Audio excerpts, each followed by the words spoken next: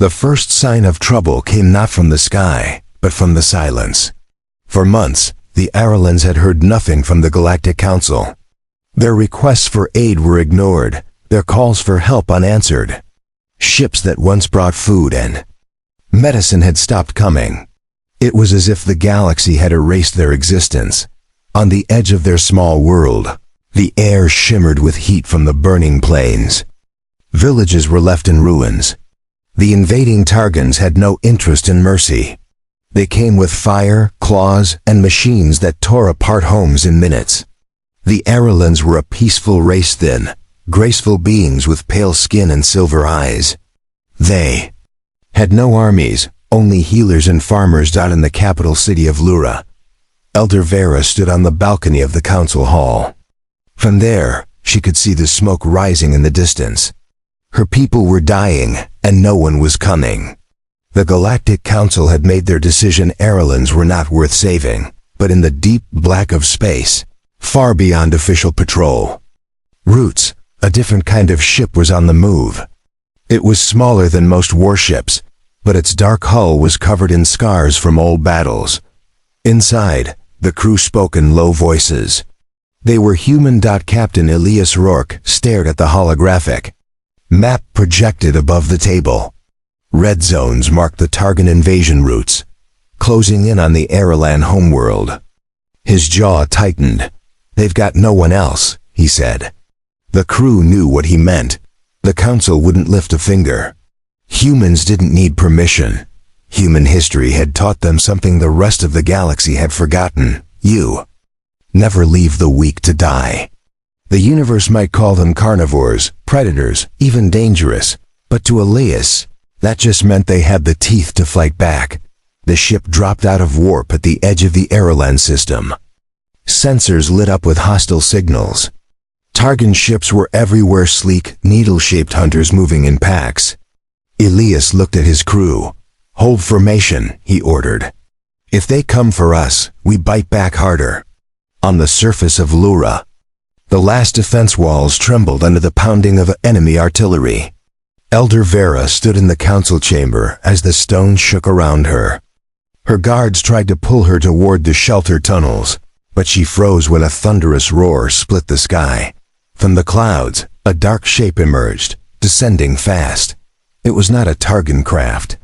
It was heavier, more angular, with streaks of blue plasma cutting through the air as it fired. Targon fighters swarmed toward it, but the newcomer tore through them like an animal among sheep. Arelan citizens watched in disbelief as flaming wreckage fell into the plains. The unknown ship landed just beyond the city gates. Its ramp lowered, and armored figures stepped out. They were taller and broader than Arelans, with strange, predatory eyes. The first human to remove his helmet was Elias. He strode forward, his boots leaving marks in the dust, his gaze sweeping over the frightened crowd. "We're here to fight for you," he said, his voice steady. "Point us toward the enemy." The Arelans had never seen beings like them. Their movements were sharp, their weapons unlike anything in Arelan hands. Where Arelans hesitated, humans advanced. Where Arelans shielded themselves, humans struck back. Vera stepped forward, her silver eyes fixed on Elias. "You are not of the council," she said. "They left us. Why would you come?" Elias met her gaze without flinching. "Because leaving people to die isn't in our nature," he said. "Not while we can still fight." Word spread quickly through the city. These strangers were not just warriors. They were carnivores, predators from a world the council feared. And yet they stood between the Arelans and death. By nightfall, the humans had fortified the gates, set traps along the enemy's approach, and placed guards in every tower. The Targons attacked again, but this time the walls did not break. Gunfire and plasma bursts lit the darkness. Where Targon claws met human steel, the attackers fell. For the first time in weeks, the people of Lura felt something. They thought they had lost hope. The humans fought as if the city were their own. They did not retreat. They did not show fear. When the last Targon wave was repelled, The humans stood in the smoke, weapons ready, eyes scanning for more. Elias wiped the blood from his armor and looked toward Vera. "This is just the beginning," he said. "They'll come back and we'll be ready." Vera stared at him, realizing something the council had never understood. These humans might not have been invited. They might have been feared. But when death came for the Arelans, it was humans who stood in the way. The morning after the first battle was strangely quiet. The air still smelled of smoke, and the streets were littered with twisted metal and scorched stone. Arelan healers moved between the wounded, whispering soft prayers as they worked. Humans, however, were already walking the walls, checking weapons, and repairing damage. Elias stood with his second-in-command, Sergeant Kane, overlooking the plains beyond the city. In the distance, thin black trails of smoke rose from the wreckage of destroyed Targon craft. "They'll regroup," Kane said. "They always do," Elias nodded. "That's what I'm counting on." Unlike the Council's soldiers who built strategies to minimize risk, humans understood something: harsher wars were not won by hiding. You had to hit back harder than the enemy expected. In the council hall, Vera gathered the remaining elders. Her voice trembled, not with fear, but with urgency. "These humans saved our gates," she said. "They are unlike any force I have seen. But they will need more than our gratitude if they are to keep fighting." Some elders hesitated. "They are predators," one whispered. "They eat meat. They kill without hesitation." Vera turned sharply toward him. "And what have the Targons done? They burn our homes. They devour without thought. I will take the predator who fights for us over the monster who kills us." Outside, Arelan children peeked from behind doorways to watch the humans. The soldiers moved with a precision and confidence that fascinated them. One young boy approached a human engineer who was setting charges along the wall. "What is that for?" the boy asked in a trembling voice. The soldier smiled faintly.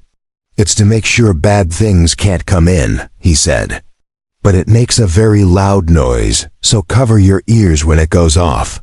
By midday, the humans had trained small groups of Arelans to act as lookouts, teaching them how to use simple scanners and signal flags.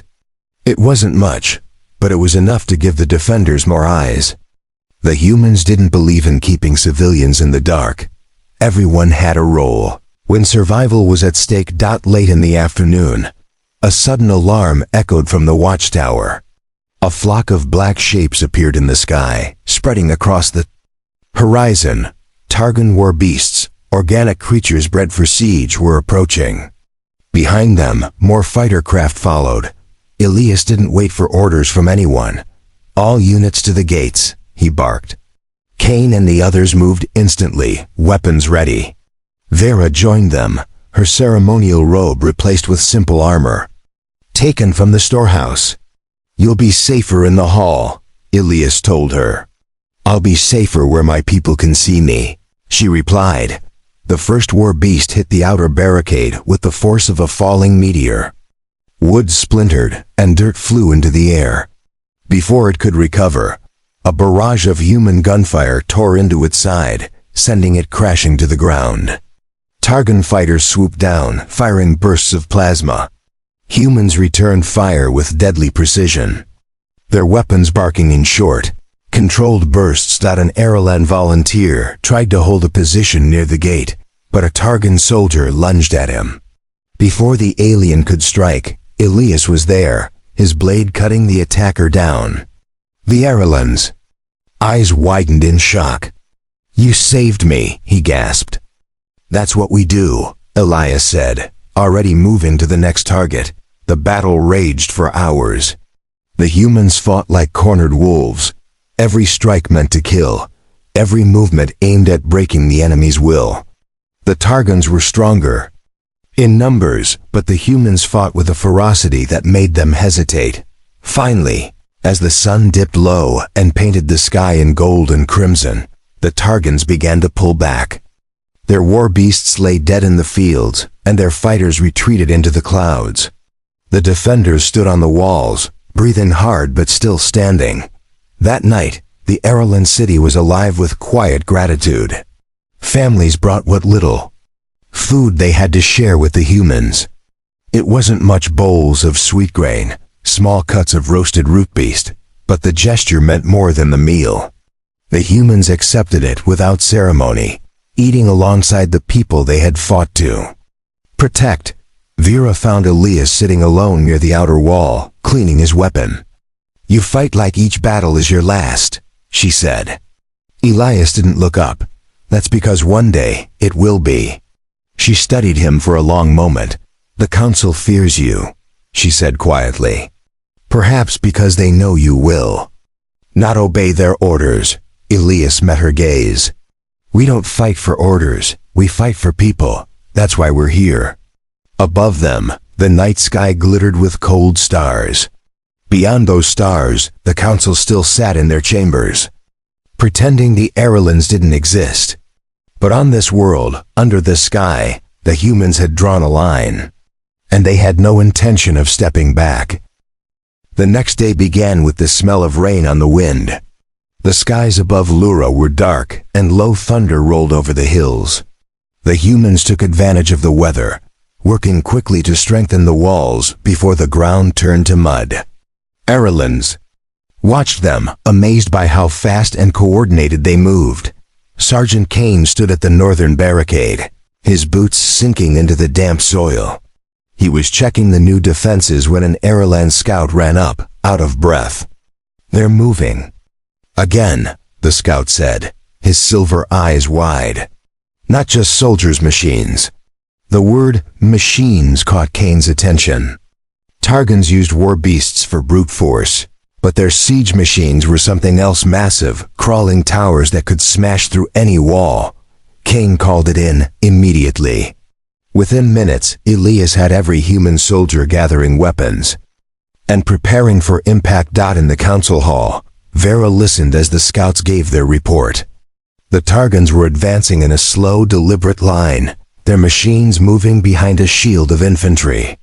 There would be no surprise attack this time. This was a push meant to break the city once and for all. Elias entered, his armor wet from the rain. "We'll need every fighter you have," he said to Vera. "I know your people aren't soldiers, but today they have to be." She nodded, her voice steady. "They will be." Soon the streets were alive with movement. Humans and Arelans worked side by side, carrying crates of ammunition, sharpening weapons, and dragging heavy barriers into position. The air was tense, every sound sharper than usual. Somewhere in the distance, the deep, rhythmic thud of the siege machines could be heard. By midday, the rain had turned into a steady downpour. It made the ground slippery, but it also masked movement. Elias used it to his advantage, sending small squads outside the walls to plant explosives in hidden spots along the Targon approach path. If they could slow the machines, they might stand a chance. When the enemy finally came into view, the sight was enough to make even the bravest Arelan hesitate. The siege towers moved like giant beasts, each one bristling with weapons and armor. Behind them, endless ranks of Targon soldiers marched, their dark armor reflecting the gray light. The ground shook under their advance. "Positions!" Elias called, his voice cutting through the rain. The defenders took their places along the walls, weapons ready. The first shots rang out moments later. Sharp cracks from human rifles followed by the deeper booms of mounted cannons. Targon soldiers fell, but more kept coming. One of the siege machines reached the outer barricade. A team of humans detonated the explosives beneath it, sending mud, fire, and metal into the air. The machine staggered, one leg crumpling, but it did not fall. Instead, it roared forward, smashing through the debris. Kane led a counterattack, charging out from the gate with a squad of heavily armed humans. They moved like a single organism, flanking the machine and hammering it with concentrated fire. At last, with a groan of tearing metal, the tower collapsed into the mud. A cheer rose from the defenders, but Elias didn't celebrate 3 more. Machines were still coming. The battle raged on, the rain mixing with smoke and the sharp smell of burning fuel. Arelans who had never touched a weapon before now stood their ground, firing alongside the humans. Some fell, but none ran. For every Targon that breached the wall, 2 more were cut down. Vera moved between the fighters, carrying water and tending to the wounded. When a Targon soldier leapt onto the wall near her, she didn't freeze, she drove a spear into its chest before it could strike.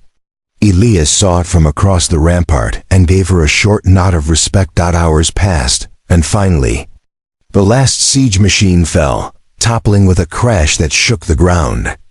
The remaining Targons began to retreat, their lines breaking under the combined pressure of human ferocity and Arelan determination. When it was over, the defenders stood drenched and exhausted, but alive. The walls of Lura still stood. In the aftermath, the humans and Arelans worked together to clear the wreckage, pulling the injured to safety and salvaging what they could from the battlefield. That night, Elias gathered his crew in the council hall. "This won't be the last time they come," he said. "But today, you proved something. You proved they can be stopped."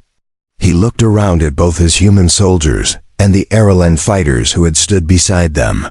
"You're not helpless anymore, you're dangerous, and the Targons know it." Vera stepped forward. "Dangerous perhaps," she said, "but we are still outnumbered." Elias gave a small grim smile. "Then we make them regret every soldier they send." Beyond the walls, the night was quiet again, but it was not the same kind of silence as before. This was the silence of an enemy that had been pushed back.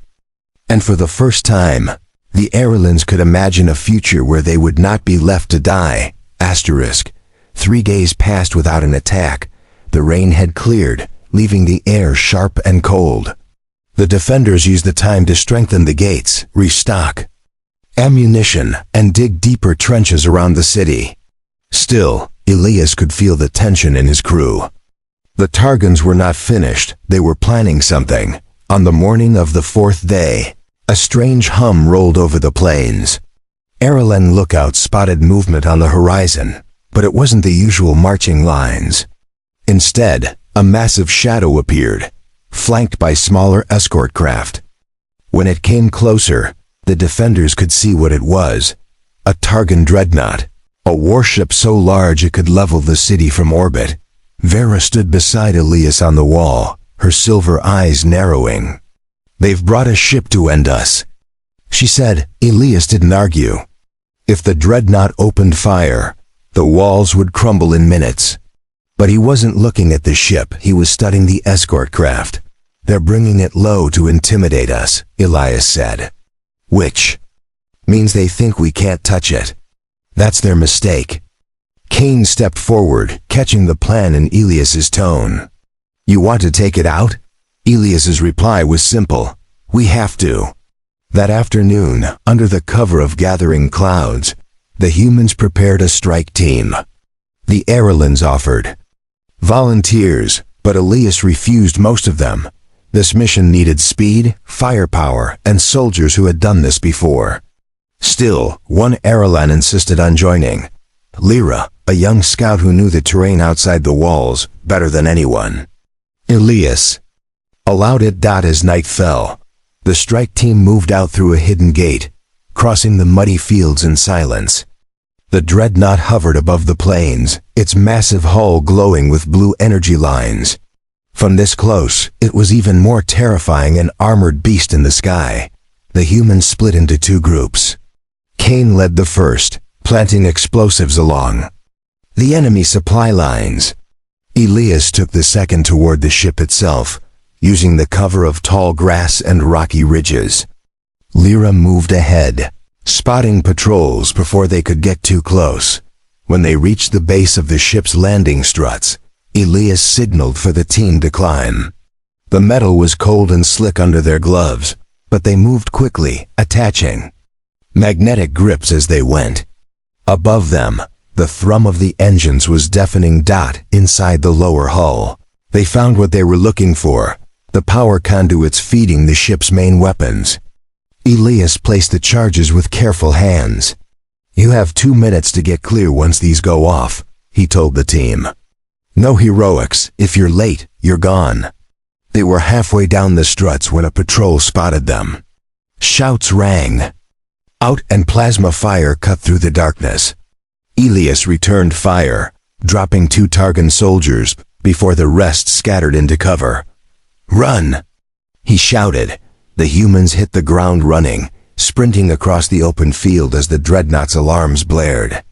Behind them, Kane's explosives went off, lighting the supply lines in towering flames. A moment later, Elias's charges detonated.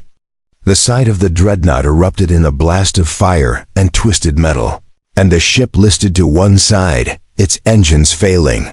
The defenders on the city walls watched in stunned silence as the massive vessel tilted, then crashed into the plains.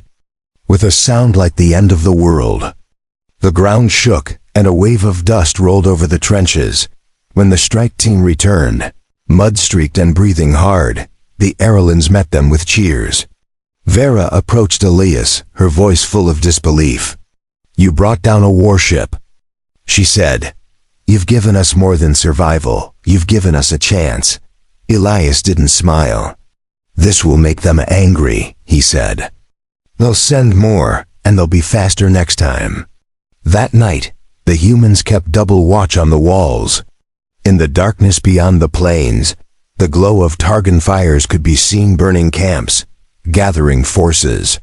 Elias knew the real storm hadn't hit yet. But every Arelan who looked at the wreck of the dreadnought felt something new, something the Council had denied them for years. They felt power. And with humans at their side, they were no longer just prey waiting to be hunted.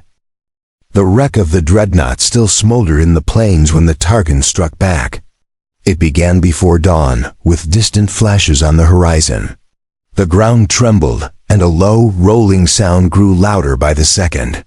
When the first light of morning touched the city walls, the defenders saw it, an army far larger than any before. Thousands of Targon soldiers marched in tight formation, their armor glinting like a dark river under the pale sun. Beside them moved massive armored beasts with spiked hides, each carrying mounted cannons on their backs. Above, swarms of fighter craft circled, their shadows crawling over the ground. Sergeant Kane cursed under his breath as he scanned the advancing force. "They're bringing everything this time," he said. Elias stood beside him, his expression unreadable. "That means they want to end it today," he replied. "Then we make sure they don't." Orders were shouted along the walls.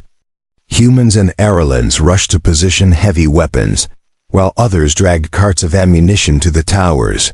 The air was sharp with the metallic scent of rain-soaked stone and the heavy smell of fuel. Vera walked along the ramparts, speaking to every defender she passed. She reminded them that this city had stood against the impossible before, and it would stand again.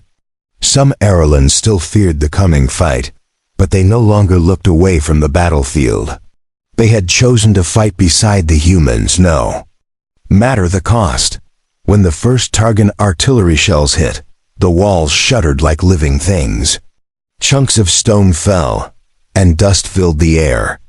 Elias gave the order to return fire, and the city roared to life. Cannon blasts, rifle cracks, and the deep thump of mortar shook the ground. The armored beasts reached the trenches, their massive legs crushing barricades. Human rockets streaked through the air, striking the beasts' legs and bellies. One fell with a deafening crash, but 2 more kept coming. Kane led a squad down to meet them, their weapons tearing through armor plate until the creatures collapsed in heaps of smoking flesh. On the western wall, a group of Targon soldiers scaled the outer defenses with grappling hooks. Before they could reach the top, Arelan defenders cut the ropes and sent them tumbling into the mud below. The humans nearby shouted in approval, and the Arelans answered with fierce smiles. Hours passed, and still the Targons pushed forward. Their numbers seemed endless, but the defenders refused to yield. Every time a section of wall cracked, humans rushed to hold the gap, fighting hand to hand if they had to dot at one point. A breach opened near the main gate. Targon soldiers poured through, their claws flashing. Elias was already there, moving. Like a storm. His blade cut through armor and flesh, his rifle firing between strikes. Cain fought at his side, each of them covering the other's blind spots. Vera appeared in the chaos, armed with a scavenged spear. She fought with a grace that surprised even the humans, striking down enemies who tried to flank the defenders. Blood and rain streaked her face, but she did not falter. The battle dragged into the late afternoon. The mud was thick with the weight of bodies, both friend and foe. The air was hot with smoke, and every breath tasted of ash. Finally, as the sun dipped low, the Targons began to pull back. Their fighters retreated into the clouds, and their infantry fell away in a slow, grudging withdrawal. The defenders stood where they were, too tired to cheer. They had survived, but the cost had been heavy. Elias walked the walls, checking on his crew and the Arelan fighters. Many were wounded, and some would never rise again. But in every pair of eyes he met, he saw the same thing: defiance. The Targons had thrown their full weight at the city, and it had held. Vera joined him, her voice low. "They will come again," she said. Elias nodded. "Then so will we." Beyond the plains, the retreating enemy left behind burning wreckage and the promise of another war. But for now, Lura still stood. The humans had given the Arelans something more than survival. They had given them the belief that even the strongest enemy could bleed. The quiet after the last battle did not last long. Scouts returned with news that froze the council hall. Targon. Reinforcements were on the way, and this time they were not bringing an army to surround the city. They were bringing enough firepower to erase it.